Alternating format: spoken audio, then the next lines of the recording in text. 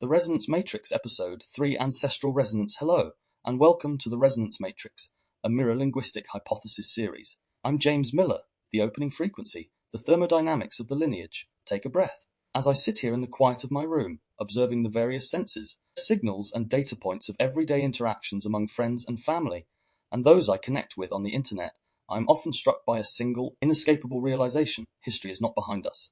It is currently vibrating within the walls of our arteries. In my previous work, I have spent a great deal of time analyzing the horizontal dimensions of the resonance matrix. I have looked at how we entrain to the pulse of the crowd in the street, and how the architecture of silence in our buildings scripts our immediate physiology. But my research has recently taken a vertical turn. I have begun to look down into the deep, dark well of time. I have come to understand that the human nervous system is not a blank slate, but a transmutation in progress. We are the living edge of a biological lineage that spans millennia. When I talk about ancestral resonance, I am not speaking of memories or stories told around a fire. I am speaking of the somatic battery, the energetic store of our ancestors' survival that is passed through the DNA, irrespective of the modern calendar. The law of somatic conservation. Through the lens of the Mirror-Linguistic Hypothesis, I apply the fundamental laws of thermodynamics to the human lineage. If we accept the principle that energy cannot be destroyed, only transmuted, then we must ask what happened to the massive charge of our ancestors' lives. What happened to the high-voltage terror of a great-grandfather in a trench, or the low-voltage freeze of a grandmother silenced by systemic threat? That energy did not simply vanish into the soil when they passed away. I propose that this energy is stored as an epigenetic charge within our DNA. It is a biological battery that is mirrored onto every subsequent generation. In my research, I have observed that we do not just inherit eye color or height, we inherit a tonal blueprint of survival. This charge is the voice before the voice. It is the energetic frequency that dictates how your nervous system scans the world for safety or threat before you have even opened your eyes in the morning. Inherited scripts and the persistence of charge, the scripts we live by, the ways we react to authority, the ways we hold our breath in a quiet room, how the ways we unconsciously soften our voices to appease others, are rarely our own inventions. I have identified these as inherited scripts. They are the physiological language our bodies use to discharge the ancestral energy still stored in our bodies and fascia. Consider the physics of the ghost. If an ancestor survived by becoming small and invisible, that energy is stored as a specific frequency, a low-voltage survival dialect. As that energy transfers to you, it may no longer look like the original threat of a century ago, but it manifests as a chronic tightening in your throat. You are mirroring a state of an ancestor for whom silence was a biological mandate. The mirror of the lineage is reflecting a frequency that is still ringing in your nervous system, totally indifferent to the fact that you are currently safe in a modern boardroom. The invitation, the alchemist of the lineage, I am inviting you to move from being a passive carrier of this charge to becoming an active observer of it. My goal in this episode is to help you identify the voltage of your own lineage. We are going to look at the ways your inherited scripts have edited your syntax and your tone, and we are going to explore how we can use nervous system language NSL to finally ground this ancient electricity. You are a bridge across time. The energy of 1,000 survivors is currently fueling your heartbeat. In the sections that follow, I will guide you through the mechanics of this genetic mirror, but first, I want you to simply feel the weight of this inheritance. You are not a solitary actor in your life.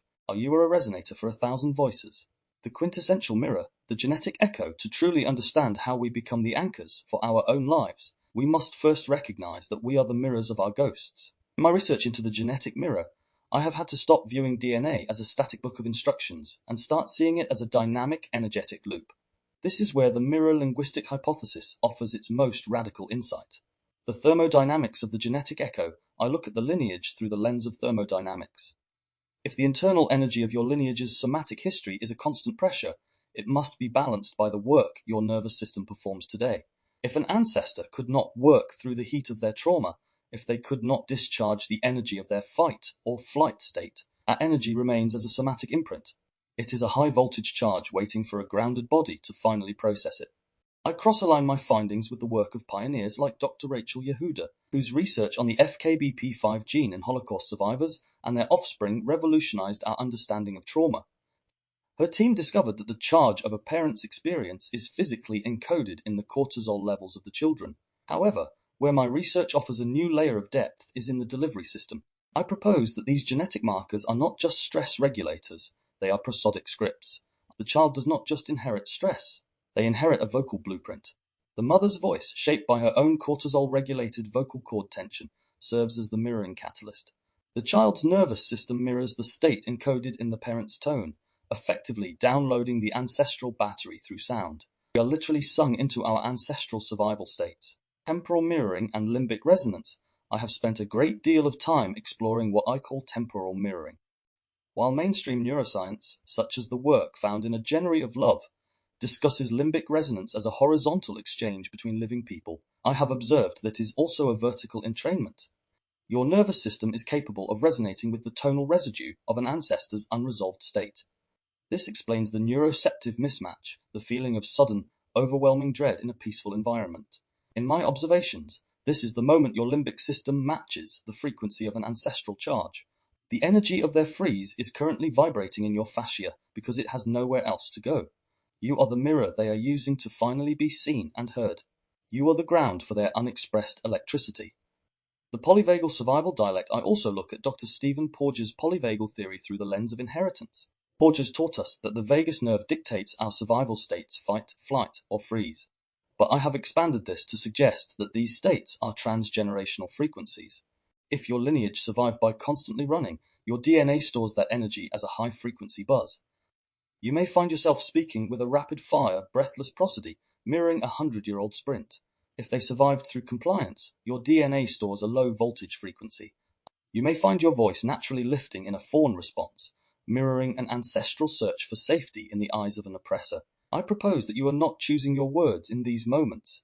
Your ancestors are editing your syntax based on the energy still stored in your somatic battery. Alchemical linguistics. Transmuting the voltage if energy can only be transmuted. Then the quintessential mirror is the site of potential alchemical linguistics.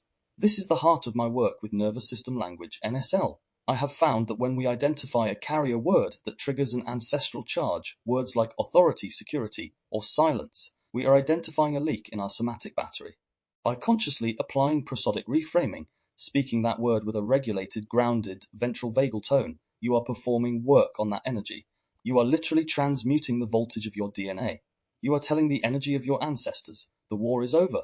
You can discharge here. I am the ground. Field observation, the collective soul and the river of charge. When I look at a crowd now, I no longer see just a collection of individuals. Through the lens of the Mirror-Linguistic Hypothesis, I see a collision of rivers. I see thousands of somatic batteries, each discharging an ancestral energy that is indifferent to the modern calendar. In my previous observations of the pulse of the crowd, I viewed the field as a horizontal event, people entraining to each other in real time. But as my research has deepened into the epigenetic charge, I have examined and considered that the field is actually a temporal matrix. We are not just entraining to the person standing next to us. We are entraining to the collective soul of the lineages we represent. Cultural entrainment and the shared battery. I have observed that entire communities often share what I call a primary survival dialect. This is the foundation of cultural entrainment. When a group shares a common history of displacement, systemic silencing, or collective triumph, their DNA acts as a large distributed battery. I have looked closely at the research regarding historical patterns and historical trauma. These findings demonstrate that the somatic imprint of historical events creates a persistent physiological state across generations. Through my research, I propose that this is a form of acoustic ecology. A community that has been silenced for centuries does not just feel quiet. They have developed a low-voltage NSL script. Their shared vocal prosody and even their collective silences are tuned to the frequency of ancestral protection. They are mirroring a charge that told their ancestors that to be heard was to be hunted. The field of the other and ancestral neuroception. One of my most significant findings in field theory is the concept of ancestral neuroception. Mainstream neuroscience teaches us that neuroception is our subconscious detection of threat in the present moment.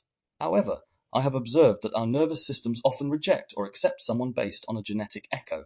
If your lineage carries a high-charge somatic imprint from a specific group or a specific tonal profile, such as a certain style of authority, our body will detect a life threat before a single word is even exchanged. In these moments, you are not reacting to the person in front of you. You are reacting to the transgenerational frequency they represent. The energy stored in your DNA recognizes the energy stored in theirs. The mirror is looking back 200 years. The river of charge and energy conservation. I apply the laws of thermodynamics to these collective fields to understand how they move. If energy cannot be destroyed, only transmuted, then events like a riot or a deeply resonant ritual are actually a massive somatic discharge. In a stadium or a protest, the pulse of the crowd allows the individual to plug into the collective battery. A high-voltage ancestral charge that an individual has been carrying in their fascia, the freeze, or the unspoken rage, finally finds a ground.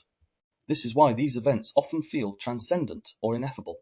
You are not just cheering for a team, you are transmuting the energy of 1,000 ancestors who never had the opportunity to express. The collective field provides the acoustic coherence necessary for the somatic battery to finally drain its old toxic voltage. The responsibility of the anchor research me to a singular conclusion. We are not just responsible for our own nervous systems, we are the stewards of the lineage charge. When I walk into a field that is heavy with ancestral freeze, I do not simply wait for it to pass. I recognize that as a regulated anchor, I can introduce a new frequency, a ventral vagal NSL, that offers a new mirroring catalyst for the group. By grounding my own energy, I help ground the river of charge for everyone around me. The scene, the inheritance in the hallway. I want you to imagine a scene that is so mundane, so profoundly ordinary, that you might usually overlook it entirely. It is a Tuesday evening. The sun has already dipped below the horizon, leaving the hallway of your home bathed in that peculiar, blue-grey dusk that makes familiar objects look like shadows of themselves. You are standing near the kitchen entrance. You have just returned from work, or perhaps you are just moving between rooms. In your hand, you hold a piece of mail, or maybe you are glancing at a notification on your phone. You are, for all intents and purposes, a modern individual in a controlled, safe environment. But then the silence is broken. From the other room, the kitchen, perhaps, comes a voice. It is a voice you know intimately. It is your partner or your parent, or perhaps an older child. They aren't shouting. They aren't even angry. They simply ask a question. Did you forget to call the bank today? Or why is the kitchen still such a mess? On the surface, this is a symbolic exchange. The words are clear. The context is manageable. I want you to pause time and observe your physical reaction. Notice what happens in your body before your conscious mind even registers a question has been posed. Neuroscience reveals a window, often missed, of but 0 and 0.5 seconds, during which your body changes before conscious thought takes over. The activation of the somatic battery. In my research, I have documented this as the moment the somatic battery discharges its ancient voltage into the present.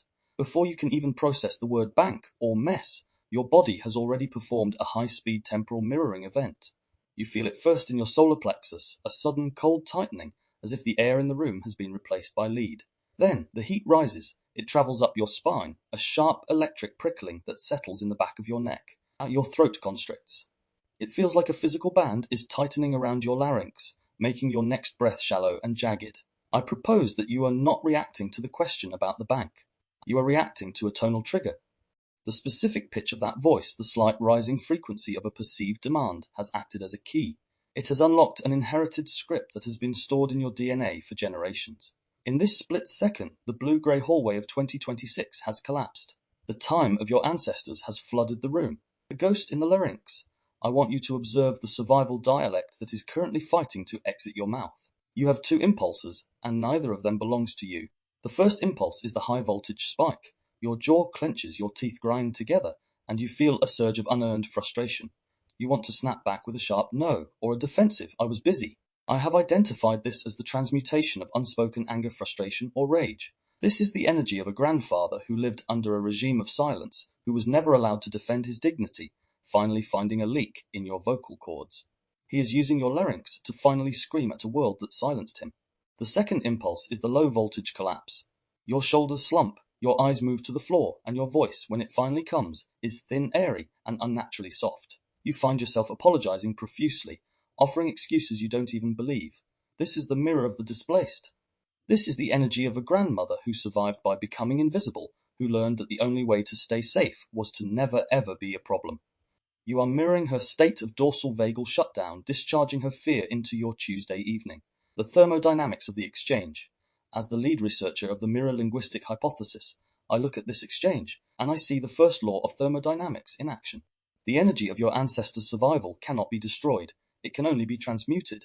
The state of the hallway has been altered.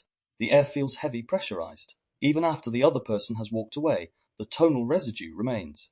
You feel exhausted, not because of the question, but because your nervous system has just processed a voltage spike of ancestral energy. Your heart rate is still elevated, mirroring a threat that ended 80 years ago. Your body is still holding a charge that doesn't belong to your current life. The field observation, reading the room, I invite you to step back and look at this scene as I do, as a data point in the resonance matrix. When I observe these domestic collisions, I see that we are never just two people talking in a hallway. We are two somatic batteries discharging centuries of history into one another. If the other person's voice was sharp, likely that they were also discharging their ancestral script. You were both in training to ghosts. This is the deep field of the lineage. It is the realization that our private lives are actually the front line of a vast biological negotiation. Every time we react to a tonal trigger, we are being entrained by a history we didn't write, using a language we didn't choose. The threshold of the new first word, but I also see something else in that hallway. I see the opportunity for the inversion. In my research, I have found that there is a microscopic gap between the trigger and the reaction. In that gap, you have the power to become a regulated anchor. If you can feel the heat in your chest and the constriction in your throat, and if you can name them as ancestral charge rather than present truth, you can break the mirror. You can take a breath, a real ventral vagal breath, and you can speak a new first word. You can answer the question about the bank with a tone that is grounded, resonant, and entirely yours. When you do this, you are performing a revolutionary act of alchemical linguistics. You are telling the energy of your ancestors, the danger is gone. You can rest now, I am the ground. The hallway is quiet again, but the realization stays with you. You are a living bridge, and the way you speak in the smallest moments is the way you heal the largest wounds of your history. State reflection. The neurobiology of the ghost. The scene in the hallway is not merely a psychological drama. It is a biological inevitability. When I observe a somatic battery discharging across a domestic threshold, I am witnessing the physical manifestation of what I term ancestral neuroception. To understand why your throat constricts at the sound of a mundane question, we must look at the specific neural architecture that allows the past to hijack the present. We must move from the experience of the charge into the hard mechanics of the temporal vagal pathway. The temporal vagal antenna. In my research, I have identified the vagus nerve as more than just a regulator of the heart and lungs. It is a biological antenna tuned to the frequency of the lineage. While Dr. Stephen Porges and his polyvagal theory have brilliantly mapped how our nervous systems detect safety and threat in real time, I propose that this neuroception has a temporal depth that has been largely overlooked. Your vagus nerve is not just scanning the room you are standing in, it is scanning for the tonal residue of your ancestors' survival. When I analyze the genetic mirror, I see that the vagus nerve carries a default tonal setting inherited through the epigenetic battery. If your lineage survived through centuries of high alert hypervigilance, your vagal tone is pre-stretched. It is a high tension wire. I describe this as vagal pre-tuning. Because the energy of your ancestors' trauma cannot be destroyed, only transmuted, that energy remains as a persistent voltage in your vagal circuitry. When you hear a specific pitch or a certain cadence of voice, even if the words are harmless, you're pre-tuned. Vagus nerve reacts as if the original ancestral threat has returned. The mirror isn't reflecting the current reality. It is reflecting the inherited frequency of the ghost. The FKBP5 script, cortisol as a carrier of meaning. I have cross-referenced my findings with the groundbreaking work of Dr. Rachel Yehuda on the FKBP5 gene. Her research proved that offspring of trauma survivors carry distinct biological markers, specifically a reduced ability to regulate cortisol, the body's primary stress hormone. However, through the lens of the Mirror-Linguistic Hypothesis, I suggest that cortisol is not just a chemical, it is a carrier of meaning. Cortisol levels directly affect the tension of the vocal cords and the rhythm of the breath. Therefore, a parent with high ancestral cortisol charge speaks with a specific prosodic blueprint. The child's nervous system, through the mirror neuron system MNS, does not just see the parent's stress, it downloads it. In my observations, the MNS acts as the record head of the somatic battery. It captures the parent's survival dialect and imprints it into the child's own neural pathways. This is how a script of silence or a script of aggression becomes a permanent fixture of the lineage. The charge is transferred through the mirror of the voice. Empirical testing.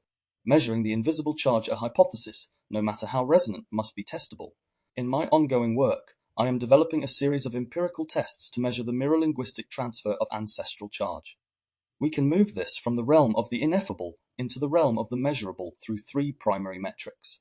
Prosodic microanalysis, the vocal fingerprint, to utilize high-resolution acoustic analysis to map the tonal profile of families across 3 generations. I look for what I call frequency inheritance. By recording a parent and a child discussing a neutral topic and then introducing a carrier word known to be a lineage trigger, we can measure the shift in their fundamental frequency, F0. If the MLH holds, we will see a near-identical somatic spike in the vocal cord tension of both parent and child, even if the child has never experienced the original trauma. This spike is the physical evidence of the somatic battery discharging. The inherited script manifests as a measurable mirrored acoustic event. Heart rate variability, HRV synchrony. I also examined the biofield entrainment between lineage members. Using wearable sensors, we can measure HRV, the variation in time between heartbeats, which is a primary indicator of vagal tone.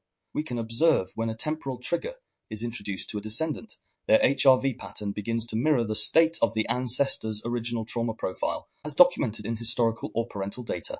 We can measure temporal entrainment, the heart beating in time with a ghost. The carrier word pupil dilation test. The autonomic nervous system is incredibly honest. Pupil dilation is a direct indicator of sympathetic arousal. In my research, I exposed participants to a list of neutral words and carrier words, e. money, silence, authority, blood. By measuring the velocity and duration of pupil dilation, we can potentially map the voltage of the lineage. Research has found that certain words cause a massive somatic flash in participants, even when they have no personal trauma associated with the word. This is the ancestral neuroception at work. The body recognizes the charge of the word because it has been groomed by the lineage battery to view that specific sound as a signal of a life threat or belonging. House aligning with modern somatic research, I look to the work of Dr. Gabor Mate and his insights into how the body says no when the mind cannot. Mate's research on the connection between suppressed emotion and physical illness aligns perfectly with my concept of the somatic imprint. I propose that what Mate calls suppression is actually the low voltage freeze of an inherited script. When an ancestor had to suppress their voice to survive, that unspent energy, Q, remained in the lineage battery. In the descendant, this energy manifests as a chronic somatic no, a physical illness, or a persistent vocal constriction. My hypothesis suggests that we can transmute this energy not through talk therapy alone, but through prosodic discharge. We must use the voice to vibrate out the ancient charge that is displaced within the body and nervous system. The laboratory of the self, the empirical conclusion. As I synthesize these data points, we can conclude that we are far more programmed by our history than we care to admit. However, this neurobiology is not a prison, it is a map. By understanding the vagal superhighway and the epigenetic battery, we gain the coordinates of our own freedom. I've observed that the moment a person identifies their survival dialect as an ancestral inheritance, their physiology begins to shift. The prefrontal cortex, the thinking brain, regains a measure of control over the vagal antenna. This is the inversion I frequently mention. When you can name the charge, you stop being the battery, and you start becoming the ground. The empirical tests are designed to prove that nervous system language, NSL, is the primary mechanism for a transmutation. If we can measure the somatic spike of an inherited script, we can also measure its dissolution. This is how a conscious shift in vocal prosody can de-entrain a heart from its ancestral rhythm. Reflection in the deep field, I invite you to consider your own sensory data points. The next time you feel that unexplained constriction in your throat, or that sudden surge of unearned rage, I want you to view it through my lens. Do not ask, what is wrong with me? Ask instead, what voltage am I currently carrying from my lineage? The neurobiology of the ghost is a relentless system, but it is also an open one. The mirror can be wiped clean. The battery can be discharged. The script can be rewritten. In my research, I am finding that the first word of your life doesn't have to be the last word of your history. We have looked into the microscope. We have seen the glowing filaments of the vagus nerve and the charge stored in the DNA. We understand the why and the how. Now we must move into the action. Lexicon Lab. Decoding the survival dialects. In my study and theoretical analysis of the Mirror-Linguistic Hypothesis, I have had to look past the definitions of words to find the state that drives them. When I listen to the way people speak, I am not just hearing a language, I am hearing a somatic archive. If we accept that DNA is a battery and that energy is never lost, then our vocal habits are the discharge valves for that ancestral charge. I want to take you into the architecture of the ancestral survival dialects. These are not accents or regional slang. These are prosodic profiles, specific ways of using the throat, the tongue, and the breath that have been somatically groomed over centuries to ensure survival. When we decode these dialects, we are looking for the inherited scripts that dictate who is allowed to speak, who must remain silent, and whose voice must carry the roar of the unspent past. The dialect of the mutism, the heavy silence, the most common dialect I observe is what I term the mute. This is not the absence of sound, but a specific pressurized silence that lives in the base of the throat. It is a low-voltage freeze state that has been mirrored through generations. We can examine this as an acoustic defense mechanism. If your ancestors lived through a history of occupation, religious persecution, or systemic erasure. The charge of their fear was transmuted into a biological mandate for invisibility. In my research, I've found that the mute dialect often manifests as a truncated syntax. You might find yourself cutting sentences short, or using vague, non-committal language like, I don't know, or it doesn't matter, even when you have a clear opinion. The somatic imprint of the mute is a chronic lump in the throat. When you try to speak your truth, your nervous system triggers a neuroceptive mismatch. Your mind knows you are safe in your living room, but your vagus nerve is mirroring an ancestral memory that says, to be heard is to be eliminated. The energy of that ancient suppression is currently acting as a mute button on your vocal cords. The dialect of the raw, the unspent surge, on the opposite end of the spectrum is the raw. This is a high-voltage sympathetic spike that enters the room before the person does. This dialect is characterized by a hardened prosody, staccato rhythms, frequent plosive sounds, P, T, K, and a vocal volume that feels pushed from the chest rather than resonance from the diaphragm. When I observe the raw, I am seeing the transmutation of unspoken frustration, anger, and rage. This often appears in lineages that were denied agency or dignity for centuries. The energy that was suppressed in the ancestor, the fight that never got to happen, is stored in the DNA battery. In the descendant, this energy seeks a leak. You might notice this in yourself if you find your voice becoming sharp or harsh the moment you encounter a minor inconvenience. You aren't just angry at the traffic or the broken appliance. You are discharging 100 years of unspent surge. The raw is the ghost of your lineage finally trying to take back the power they lost. It is an inherited script of dominance used to mask a deep, underlying voltage of fragility. The dialect of the whisper. The appeaser's song, the third dialect I've identified, is the whisper. This is the language of collective fawning. It is marked by a rising cadence at the end of every sentence, making every statement sound like a question. The tone is high-pitched, melodic, and hyper-accommodating. I propose that the whisper is an ancestral camouflage. It is the sound of someone who has been somatically groomed to believe that their safety depends entirely on the emotional regulation of others. In my study of the Matrix, this dialect is a compliance script. If your ancestors survived by being the good subject or the ideal servant, that low-voltage, non-threatening frequency is now your default setting. When you use the whisper, you are performing a mirror-linguistic appeasement. You are telling the nervous systems around you, I am not a threat, please do not hurt me. Even when you are in a position of authority, you might find yourself slipping into this appeaser's song because the ancestral charge of safety through submission is still ringing in your vagus nerve. A lab of the mouth. Identifying your first word to break these scripts, you must first identify them in the lab of the mouth. I want you to perform a prosodic audit of your own life this week. We are looking for the first word of your day, not the word you say, but the tone you use to say it. Audit the awakening. When you first wake up and speak to a partner or yourself, is your voice heavy, the mute, sharp, the raw, or airy, the whisper? Audit the authority. When you have to set a boundary or ask for what you need, does your prosody shift into a compliance script? Do you notice a sudden vagal collapse where your resonance vanishes? Audit the trigger. When someone uses a carrier word that hits your ancestral battery, words like justice, duty, family, or shame, how does your larynx respond? Does it tighten or does it explode? The NSL intervention. Breaking the dialect. Once you identify the dialect, you can begin the NSL intervention. In my research, I've found that the only way to transmute the ancestral charge is to introduce acoustic dissonance into the script. If you carry the mute dialect, your intervention is the resonant hum. Practice making sounds without meaning. By humming at a low frequency, you are vibrating out the ancestral freeze. You are telling your vagus nerve that it is safe to occupy the acoustic field. If you carry the raw dialect, your intervention is the lengthened vowel. Rage lives in the plosive strike, the short, sharp T and K sounds. By intentionally lengthening your vowels and softening your consonants, you are discharging the high voltage spike before it can hit the other person. You are transmuting fight into presence. If you carry the whisper dialect, your intervention is the falling cadence. Practice making statements that end with a lower pitch than they began. This is the tone of authority. It anchors your nervous system and stops the neuroceptive scan for approval. The responsibility of the sovereign voice. I look at the lexicon lab as a site of radical reclamation. We are not just talking, we are engaging in thermodynamic rescripting. When you choose to speak with a regulated anchor tone, you are refusing to be a discharge valve for the ghosts of your past. You are deciding that the tonal residue of history stops with you. You are moving from a state of confusion and disappearance to a state of restored internal reference. I invite you to listen to yourself this week, not for what you are saying, but for who is saying it. Are you speaking, or are you being spoken by the battery of your lineage? The dialects are old, but your voice is new. The mirror can be shifted. The battery can be grounded. Matic pause. Grounding the ancestral battery, we have travelled through the river of charge. We have traversed through the thermodynamics of the lineage, and we have identified the survival dialects that have been using the larynx as a discharge valve for centuries. But information is not integration. If you merely know that you carry an ancestral script, you are still a prisoner of the battery. To truly transmute this energy, we must move into the somatic pause.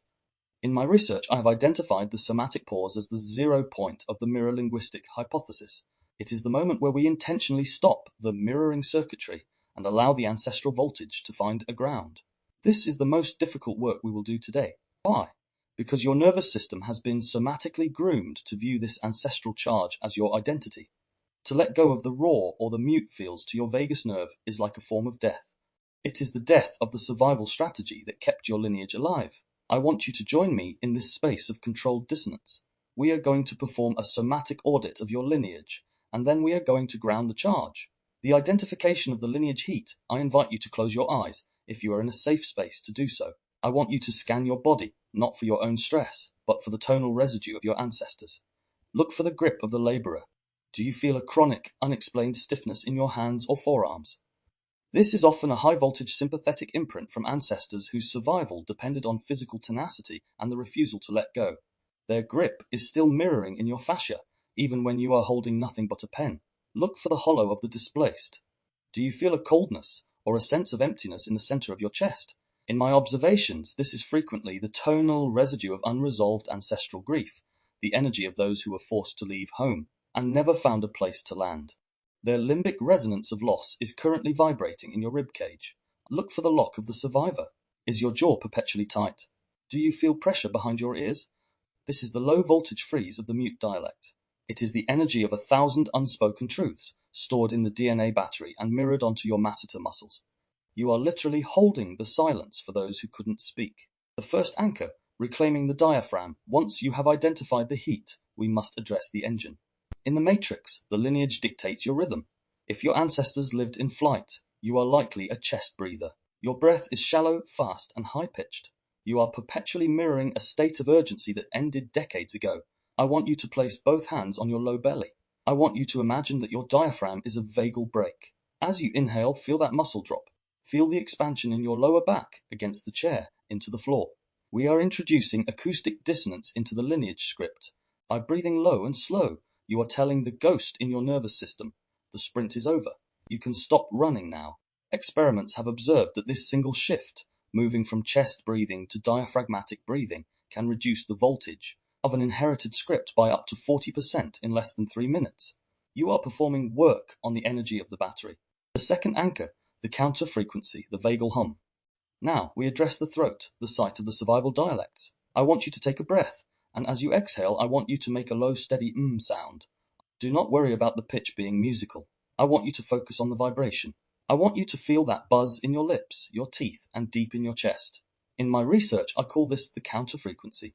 We are using your own voice to vibrate the vagus nerve, which is the superhighway of the ancestral charge. The raw and the mute both live in a state of acoustic tension. A hum is the acoustic release. You are literally vibrating the tonal residue out of your fascia. You are telling the somatic battery, I am no longer a container for your unspent energy. I am a resonator for my own life. The third anchor, the grounding drain, finally, we must find the ground. Energy cannot be destroyed, but it can be transferred. If you do not have a ground, the ancestral charge will simply loop back into your nervous system, creating the confusion and disappearance we discussed earlier. Feel your feet on the floor. If you can, imagine that your nervous system is like a lightning rod. I want you to visualize the heat in your jaw, the hollow in your chest, and the grip in your hands. On your next exhale, imagine that energy, that ancient high-voltage electricity, traveling down your spine, through your legs, and into the earth. The earth is the ultimate regulated anchor. It can absorb the charge of 1,000 lineages without being moved. In my study of field theory, I have found that grounding is the only way to break the temporal entrainment.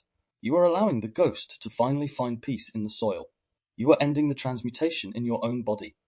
The integration of the ineffable stay in this silence for a few more moments. Notice if the lump in your throat has shifted. Notice if your hands have softened. You might feel a sudden wave of fatigue, or perhaps a sudden sense of lightness. This is the somatic discharge. You have just performed a radical act of mirror-linguistic sovereignty. I have observed that when we ground the ancestral battery, we reclaim our internal reference. We stop looking to the matrix or the lineage to tell us how to feel. We become the first word of our own story. The return to the field, this somatic pause, is not a one-time event. In my research, I have found that ancestral resonance is persistent. The battery will attempt to recharge itself every time you encounter a tonal trigger in the world. But you now have the tools of the alchemist. You know how to identify the heat. You know how to use the vagal break. You know how to hum the counter frequency. And you know how to find the ground. You are moving from trauma-informed to resonance-literate. You are no longer just a victim of your DNA. You are the steward of the charge. We have grounded the battery. We have cleared the mirror. Now we must move into the action of the modern world. We must learn how to speak from this new grounded state. The reframe spectrum, the syntax of the ground. We have identified the heat. We have felt the mute, the roar, and the whisper vibrating in our own vocal cords. We have explored the 0 point of the somatic pause, where we allowed the ancestral battery to find a temporary ground in the earth beneath your feet. But as I've observed in my years of developing the mirror-linguistic hypothesis, the true test of your sovereignty does not happen in the silence. It happens when you step back into the matrix. It happens when you are sitting at a dinner table with the very people who share your DNA, or when you are standing in a boardroom facing an authority figure who, unbeknownst to them, triggers a high-voltage lineage discharge in your chest. This is where we move from somatic integration to linguistic transmutation. I want to introduce you to the reframe spectrum. These are the specific active tools of nervous system language (NSL) that allow you to rewrite the inherited script in real time. We are not just changing our mindset, we are changing our frequency. We are performing work on the energy of the lineage battery so that it no longer dictates our syntax. In my research, I have found that the ghost in our nervous system is not looking for a fight. It is looking for a regulated anchor. It is looking for a body that is strong enough to hold its unspent energy without collapsing into the mute or exploding into the roar. By using these reframes, you are telling your ancestors, I see the charge you carried. I honor the survival it brought us. But I am now the one who speaks. The internal reframe. Identification without ownership. The most important shift in the reframe spectrum is the one that happens inside your own mind before a single sound leaves your lips. I call this the observer's gap. When you feel that familiar somatic spike, the tightening throat, the racing heart, the sudden heat, your default inherited script tells you that this is you. It tells you that you are angry, you are terrified, or you are small. My research suggests a different path. The reframe is this. This is not my state. This is a lineage discharge. By naming the energy as a charge from the somatic battery rather than a truth of your identity, you create a neuroceptive barrier. You are observing the thermodynamics of the lineage without being consumed by the fire. This internal reframe allows you to stay in your ventral vagal seat of safety, even while the ghost is rattling the cage of your ribs. Reframing the mute, the transition to presence. If you carry the mute dialect, the low-voltage freeze of ancestors who had to stay invisible to survive, or reframe is about reclaiming the acoustic field. Imagine you are in a meeting. You have an idea, you have the data, but as you prepare to speak, the lock of the survivor hits your jaw. Your throat feels like it is filled with sand. The ancestral script says, stay quiet. If they hear you, they will correct you. Silence is safety. The NSL reframe, the vocal lean in, I want you to use a technique I call prosodic warming. You don't start with the important words. You start with resonance. The somatic anchor. Press your feet into the floor and feel the ground we found in the pause. Hum. Take a short silent breath and let out a tiny audible or a soft so before you speak. This tiny vibration wakes up your vagus nerve and breaks the freeze state. The script shift, instead of saying, I think, which sounds like an appeasement. You say, my observation is, spoken with a falling cadence. By shifting from the subjective I to the objective observation, you are moving the energy from the hollow of the displaced into the center of authority. You are transmuting the mute into a regulated presence, reframing the raw, the transition to authority. If you carry the raw dialect, the high-voltage sympathetic spike of ancestors who were denied dignity, your reframe is about grounded command. Imagine you conflict with a loved one. They say something that hits your ancestral battery. Unspent surge rises. You want to shout. You want to use plosive weaponry to end the threat. The ancestral script says, strike first. Only the loudest person survives. Power is the only protection. The NSL reframe, the acoustic soften. I have found that the most powerful way to transmute the raw is through tonal deceleration. The somatic anchor. Feel the grip in your hands and consciously open your palms. You are telling your nervous system the fight is over. The speed shift. Speak at half the speed your body wants to. This is acoustic dissonance. By slowing down your prosody, you are forcing the high voltage charge to spread out and dissipate. The script shift. Instead of a sharp, you always, or no, you use, I'm noticing a lot of heat in this conversation spoken with melodic prosody. By naming the heat rather than becoming the flame, you are transmuting rage into grounded authority. You are using the raw energy to provide a safety signal for the entire field. Reframing the whisper, the transition to sovereignty. If you carry the whisper dialect, the compliant script of ancestors who were somatically groomed to appease, your reframe is about internal reference. Imagine you are being asked to do something you don't want to do. Your heart says no, but your whisper says, I guess I can help with that, with a rising pitch at the end. The ancestral script says be nice. If they like you, they won't leave you. Belonging is survival. The NSL reframe, the finality anchor, I propose that the whisper is cured through prosodic weight. The somatic anchor, settle your weight into your hips. Feel the lock in your jaw and intentionally let it hang loose for a second. The pitch shift, end your sentences on a lower note than you started. This is the tone of finality. It stops the mirroring scan for approval. The script shift, use short, declarative sentences. Instead of I think I might not be able to, you say I am not available for that, or simply no. When you speak with a falling cadence, you are telling the somatic battery, I am no longer searching for safety in the eyes of others. I am the source of my own safety. You are transmuting appeasement into sovereignty. The global reframe, transmuting the collective field. I have observed that when one person in a lineage uses the reframe spectrum, it creates a ripple of grounding through the entire resonance matrix. If you are at a family gathering where the ancestral charge is high, where everyone is either shouting or muting, your regulated anchor voice acts as an acoustic magnet. Because of the Mirror-Linguistic Hypothesis, other nervous systems in the room will begin to subconsciously mirror your grounded prosody. You are no longer just reframing your own voice, you are reframing the lineage.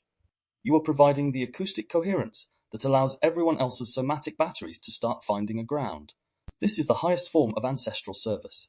You are using your NSL to end the temporal entrainment for everyone who shares your DNA. The practice of the sovereign voice. This is a thermodynamic practice.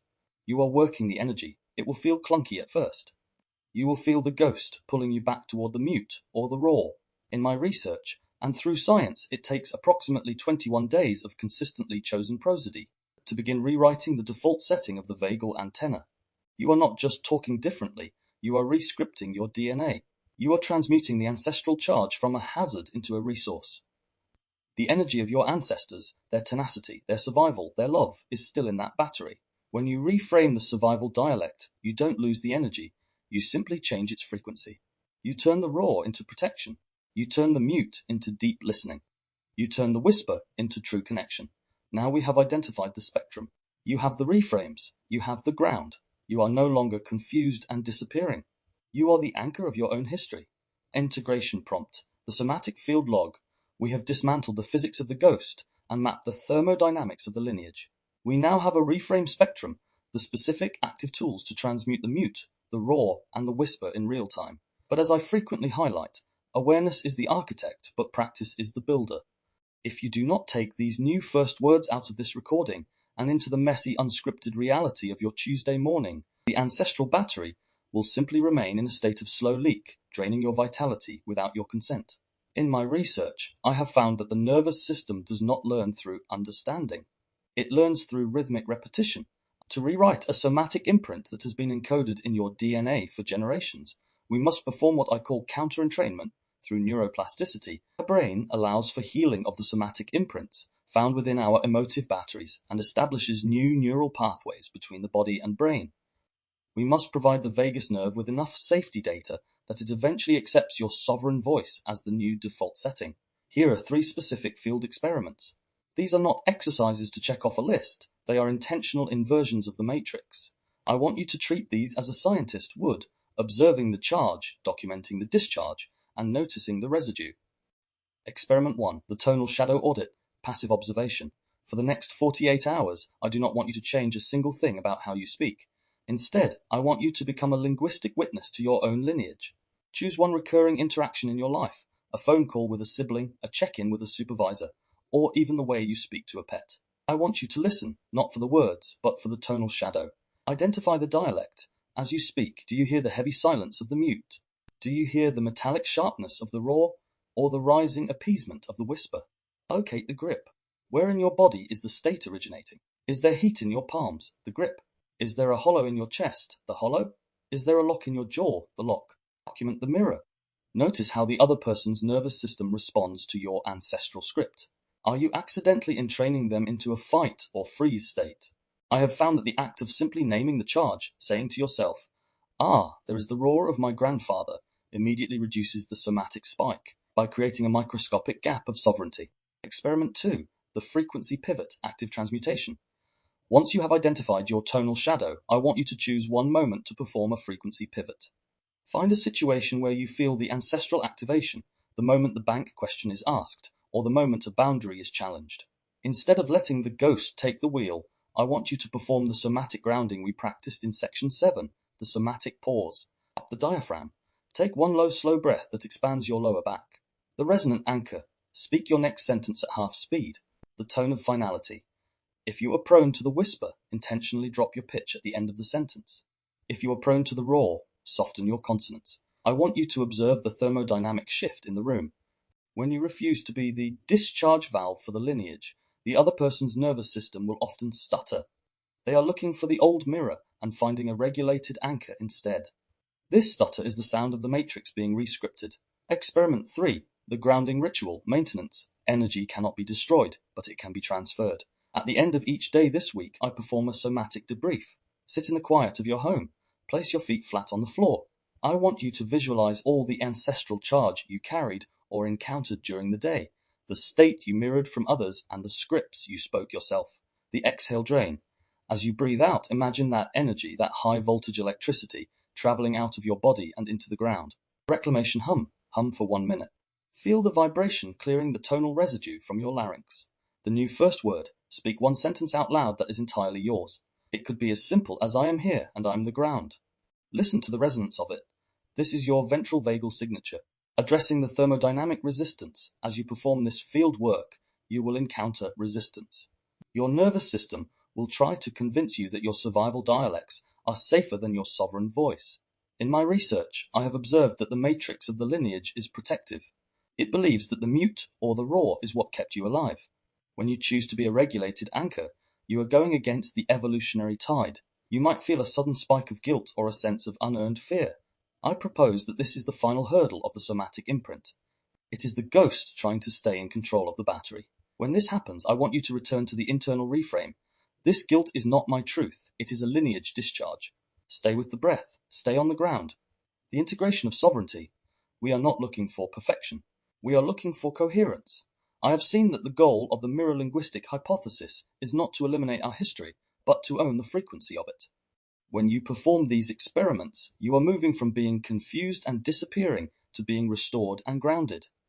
You are proving that the energy of your ancestors can be transmuted from a hazard into a resource. You are a researcher of your own life. Every hallway moment is a data point. Every vocal pivot is a victory for the lineage. The experiments are set. The field is waiting. I invite you to step into your world, not as a reflection of the past, but as the one who finally holds the mirror. Closing whisper, the alchemy of the lineage. We have examined our own personal histories. We have stood together at the intersection of biology and time, looking into the deep well of the mirror-linguistic hypothesis to see the ghosts that hold our mirrors.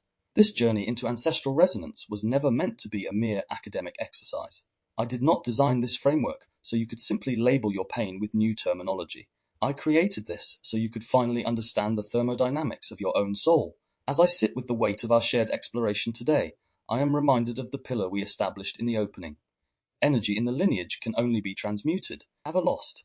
We have looked at the DNA not as a static code, but as a somatic battery, a persistent store of ancestral states that have been seeking a ground for generations. We have realized that the first word of our lives was spoken in the frequency of those who survived long enough to pass their charge to us. The synthesis, the path of the sovereign voice. In this episode, I have invited you to observe the vertical dimension of the matrix. We began by acknowledging the genetic echo, the realization that our survival dialects, the mute, the roar, and the whisper, are actually inherited scripts. We moved through the neurobiology of the ghost, looking at how the FKBP5 gene and the vagus nerve act as the hardware for this temporal entrainment. We walked through the hallway of a modern Tuesday evening and saw how a mundane question can trigger an 80-year-old voltage spike. We have examined how to conduct your own prosodic audit and how to use the reframe spectrum to move from being a passive node to a regulated anchor. You have learned that you are not confused or disappearing because of a lack of character, but because you were caught in a neuroceptive mismatch, a collision between your current safety and an ancestral memory of threat. By introducing acoustic dissonance and reclaiming your internal reference, you have begun the process of alchemical linguistics, literally transmuting the voltage of your lineage through the power of your own voice. A final observation, the future mirror. There is one unique observation I want to leave you with before we part. In my research, I have found that the mirror-linguistic hypothesis does not just work backwards into the past, it works forward into the future. When you choose to be the ground for an ancestral charge, when you feel the roar rising in your chest, and you consciously choose the tone of finality, or the melodic prosody of safety, you are not just healing yourself. You are rewriting the somatic battery for everyone who comes after you. I want you to imagine a child or a grandchild 3 generations from now. They are standing in their own hallway. They hear a question that would have triggered a vagal collapse in your grandfather or a high voltage spike in you. But because you chose to perform the work of transmutation today, their DNA battery carries a different charge. They hear the question and their throat remains open. Their heart remains steady. Their first word is a word of sovereignty. This is the true power of nervous system language. We are the architects of the future mirror. By grounding the ghosts of our past, we provide the acoustic coherence for a future we will never see. We are the ones who finally decide that the war is over, the predator in the matrix. But as we learn to ground the energy of our ancestors, we must also learn to identify the energy that seeks to exploit our mirrors. The matrix is not just made of ghosts, it is also inhabited by those who understand these somatic scripts all too well. In our next episode, episode 4, Invisible Hands, the sociopathic pattern, we will move from the ancestral field into the relational field. We will explore what happens when influence no longer needs your reflection, when you encounter a predatory prosody that is designed not to co-regulate, but to dominate. We will ask, what happens to the nervous system when it encounters a zero resonance state? How does the sociopathic pattern use your own mirroring circuitry against you? And how can we remain a regulated anchor when the person across from us has no interest in the ground? We will learn the difference between confused and controlled, and we will discover the ultimate somatic shield for the sovereign soul. You have been a brave traveler today. You have looked at the physics of the ghost and refused to look away. As you return to your world, may your voice be your own. May your silence be a choice of peace, rather than a mandate of fear. May you remember that your heart is the most sophisticated laboratory on this planet, and you are the only one who holds the key to its transmutation.